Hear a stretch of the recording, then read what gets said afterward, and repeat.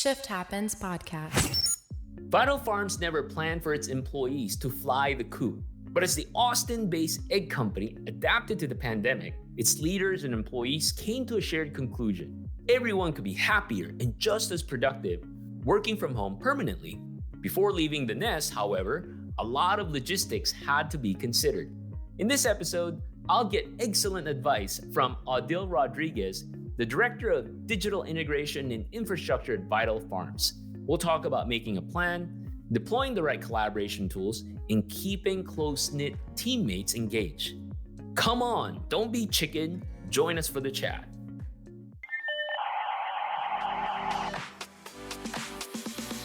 Shift Happens podcast. Shift Happens podcast.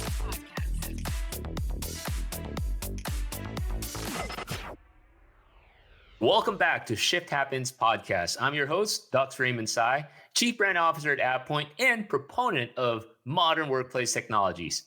For today's episode, I'm so excited to be joined by Odile Rodriguez, Director of Digital Integration and Infrastructure of Vital Farms. Odile, welcome. Thank you for having me, Dux. Really exciting. I'm so excited to talk to you today. As I was telling you earlier, my family's a big fan of your company. Every Sunday when we do our grocery shopping, Vital Farms eggs on top of our grocery list. Thank you for being loyal customers.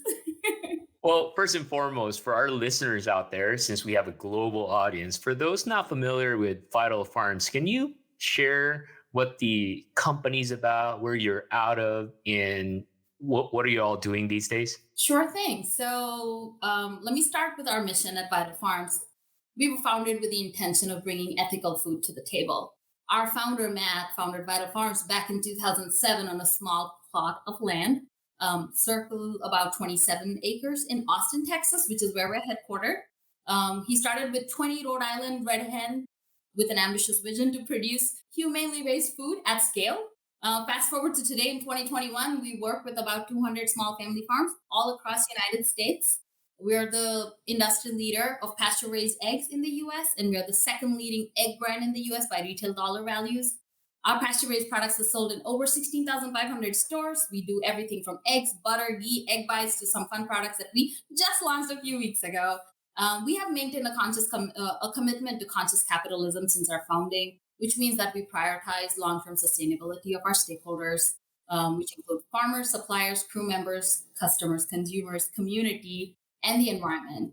For us, stockholders aren't the necessary focus of 100% of our decisions. It has to be acceptable and approachable with better outcomes for every of our stakeholder. And in fact, last year, we donated about 14 million eggs across our community. So we try to give back to the local communities wherever we belong. I mean, that's awesome. That's so good to hear, especially in this day and age, right? Where personally and as a company here at AvePoint, we strongly feel the same way. Every opportunity we can give back to our immediate community around the world is top on our list. So that's amazing. That's great. And pre-COVID world, we actually would volunteer in person across local communities and food banks, a couple times a year. So we're kind of eager to kind of go back and be physically, shoulder to shoulder with some of our partners. Absolutely. We feel exactly the same way. One of the things that really excited me about this conversation we're having is oftentimes when we think about digital transformation or using technologies like Microsoft 365, what people think of are companies like in financial services or tech or government. And we often forget everybody is transforming.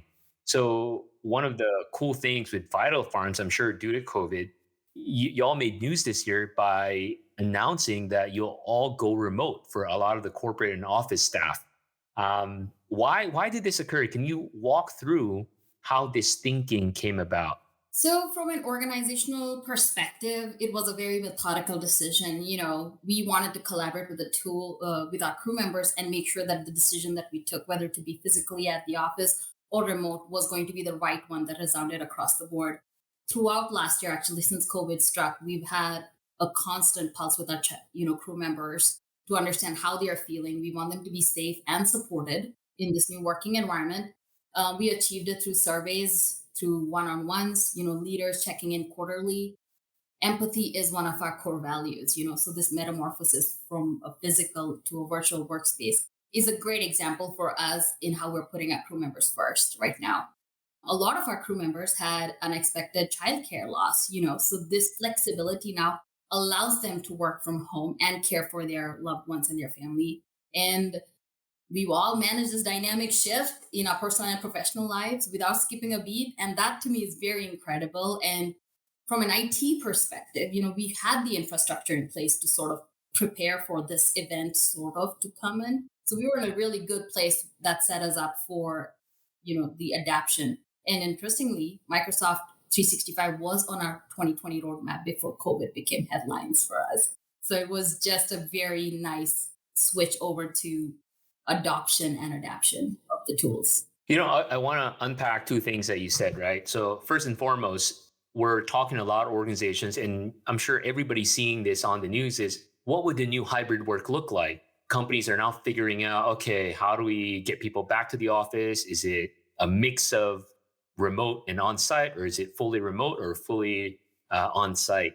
And one of the things you mentioned, which I cannot stress enough, is this idea of putting people first, is empathy. I mean, look, technology is great. I'm a geek myself, but what the last 12 to 18 months have taught me is we got to put people first and everything else we'll figure it out. Although there's one thing though, and maybe we can discuss this further, which leads to my second comment, is I enjoyed being remote. I took advantage of all the technologies that Microsoft has to offer and outside of Microsoft. But one thing I do miss is the interpersonal, face-to-face, what I would call serendipitous collision, which you cannot emulate even with the best technologies.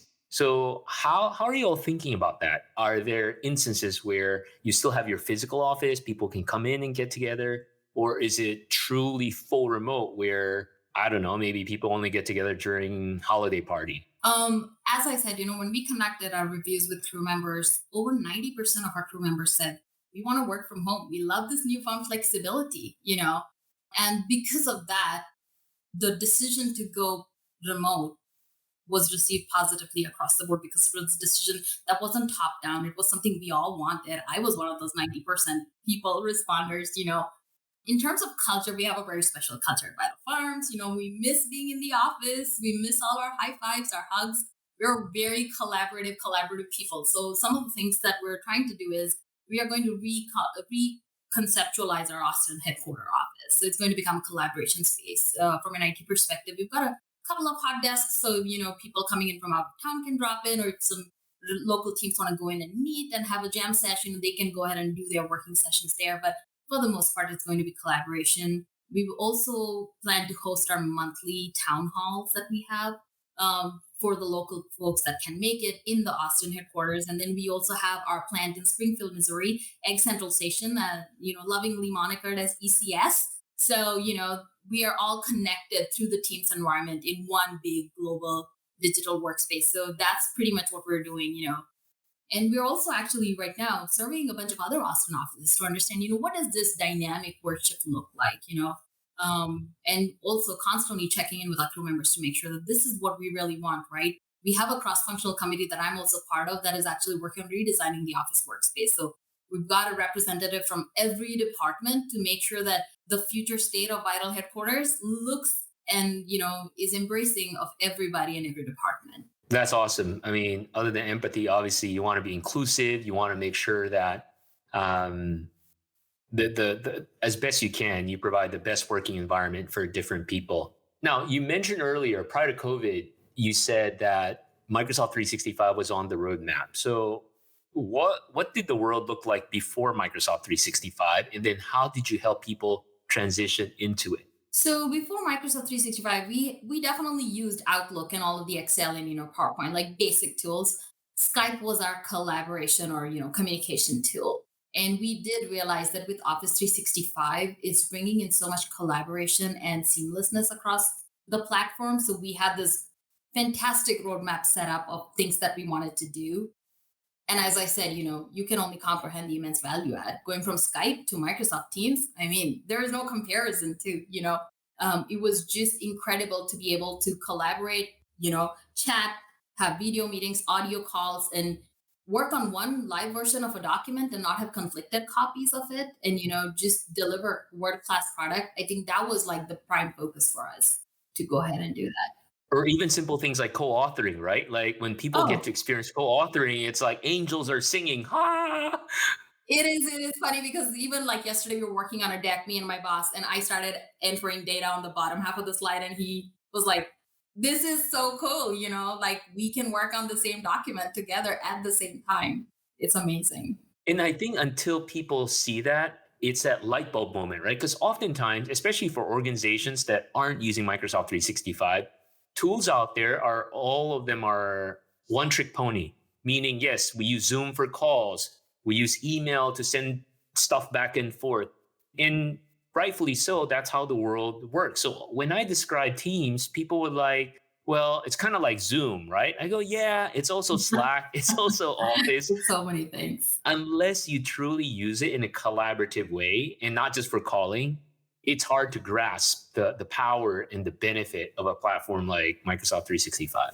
I mean, even like just the sheer fact that you can have multiple channels, you can have teams dedicated to projects, teams dedicated to collaboration, teams dedicated to just a specific, we have a water cooler team, by the way, and we have Harry Potter as a channel, we have Bachelor Nation as a channel, we've got some sports channels. Like Why it not? is, those are the things that I think you need Right. and to foster culture, bonding, and that little team camaraderie in a remote digital environment. And I think Teams does it really well, to store that. Can you add me to Egg Recipes channel?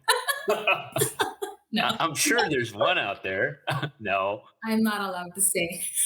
We Okay. All have right. cool team names, though. I will tell you that it is always fun to like see all the team names and see what folks name projects. But it's incredible. But yeah. Now, I'm sure y'all move forward. You're doing all remote setup. Now, tell me about the learnings that you have. What are some of the challenges and how are you addressing it? Some of the challenges I think are, as we're bringing new crew members in the fold that have never worked with Teams, how do you do that?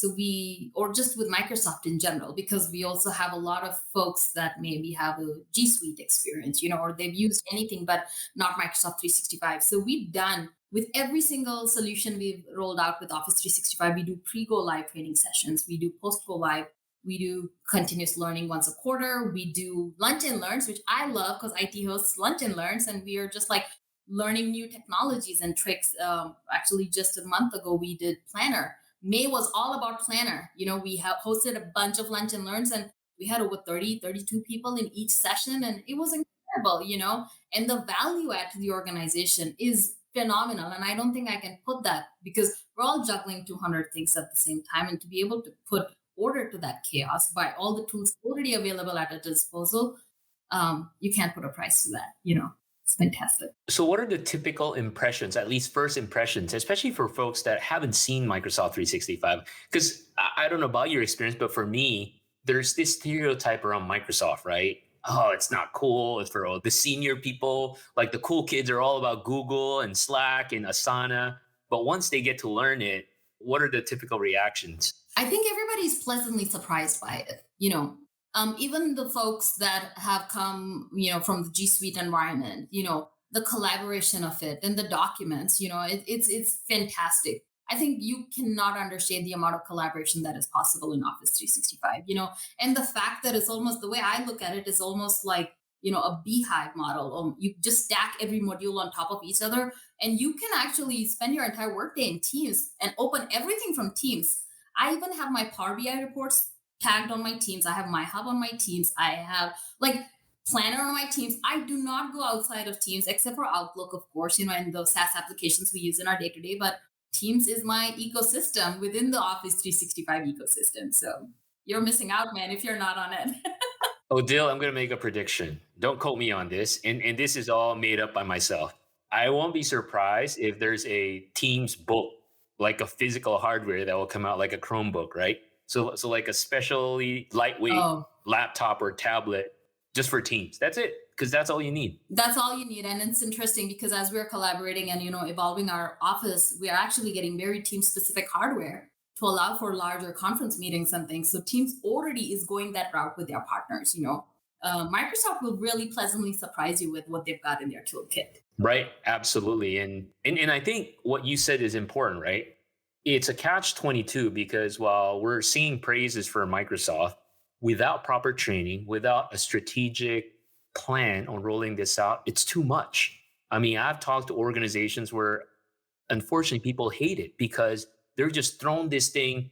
Here's Microsoft 365. Have a good life. Don't talk to me. Right. And I think that model of IT should change. I think, for us at Vital Farms, we have an incredibly resilient and adaptable crew.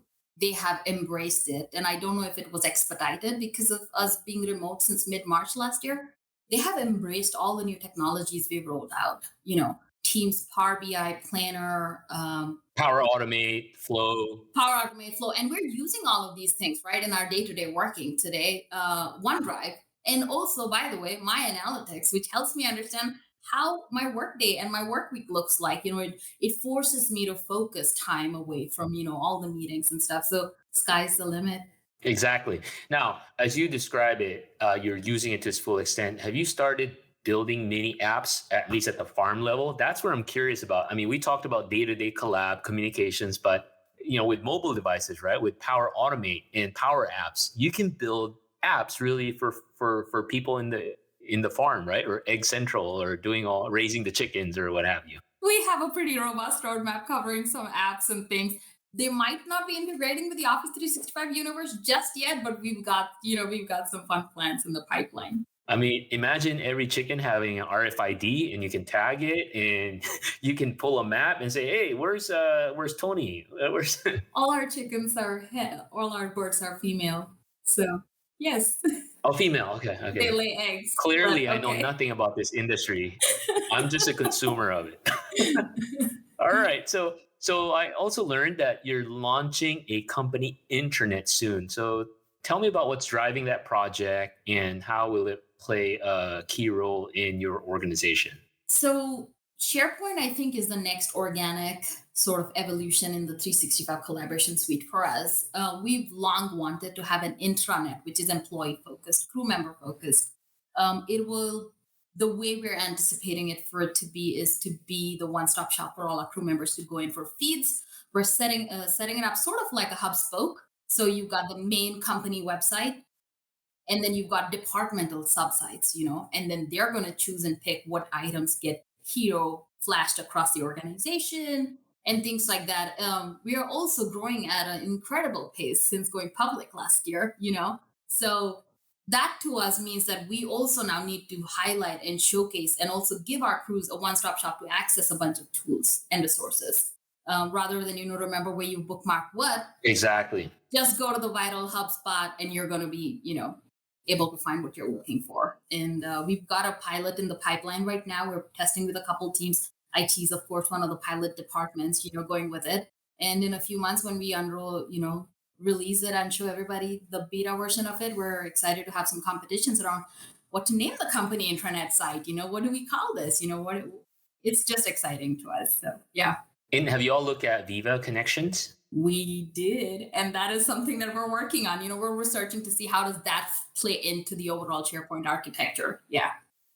But it's so new. It was launched last year, so it's still new. We're still trying to figure out how that's going to work. But yeah, yeah. And that's one key lesson I learned from our internal rollout as well as other customers is, again, as IT, I get so excited with all these goodness, but at the end of the day, I always got to think about, okay, how will this impact the day-to-day work of my colleagues, and what value would this offer, and not just another tool we throw at our colleagues in the organization. I think for us at Vital, one thing we've realized is, we are interacting and collaborating a lot more in this virtual workspace than we may have initially anticipated we might end up, So that to us is always a powerful motivator to land new things, launch more things. And as I said, our crew members do a really fantastic job about adapting to tools. I mean, there are times that they're asking me for, when can we get this? And I'm like, I want more. Yeah, I want more. And, as an IT person, that is an amazing problem to have, because you're like, I don't even have to sell the solution. Our team is ready to go and get it. So it's fantastic. I'm sure our listeners at this point are like, I'm going to go to the website and look for a job and be part of the IT organization. Come join us. Wow, this has been a great conversation, Odile. Before we wrap up, what advice would you give our listeners as they're thinking about this new world of work? Is it going back fully to the office? Is it hybrid? Is it fully remote? On how they go through that process of decision making, and what are some key takeaway you would advise leaders to follow based on your experience? I would say don't make a top-down decision. We did a pretty good job with it. We listened and we co-created the future concept of what our office needs to be. As I said again, the stakeholder model is pretty ingrained and hardwired into the Vital Farms DNA. So we're always going to do what's right for every single of the stakeholders. And I would close with saying, every opinion matters. If you take care of the people, the rest will fall into place. So that's right. Yeah. And it's all about expectation setting, right? Excellent pun. You're an expert now. There you go. Gotta put that in. Well, Expert. Well, Dil, this has been a fun conversation. And for those who want to learn more about you, learn more about Vital Farms, where's the best place that they can go and find more information? Vitalfarms.com, man. That's where you'll find all the hot and happening news. And follow us on all of our social channels. You'll find all the links on our homepage. And you'll find them in those 16,500 groceries nationwide. Yes, you will. Well, thanks again. And thanks everybody for listening in. And until the next episode, have a fantastic day and take good care of yourself. Shift Happens Podcast. Thank you for listening. I'm sure many of you out there are asking the same questions as Vital Farms did. Can we really make remote work happen permanently? There's a lot to consider, especially if you don't want the shift to be a scramble. There are many smart ways to keep the flock together. Ask yourself, is leadership tuned in to the needs of all employees? Has our Microsoft 365 journey matured? And do people really know how to use the tools? What about just for fun channels to boost team spirit and integrated apps? How about real life meetups? By nurturing your staff from afar, it is possible for birds of a feather to collaborate. Are you ready to take flight? If you like today's episode, please leave a review for the Shift Happens podcast on Apple Podcasts or whatever platform you use to listen. I also invite you to tune in for our new Ask Ducks bi-weekly podcast, where I answer your questions about Microsoft 365 in the modern workplace. Tag your question on Twitter with hashtag AskDucks or email me at askducks@avepoint.com. We'll see you next time. Shift Happens Podcast. Shift Happens Podcast.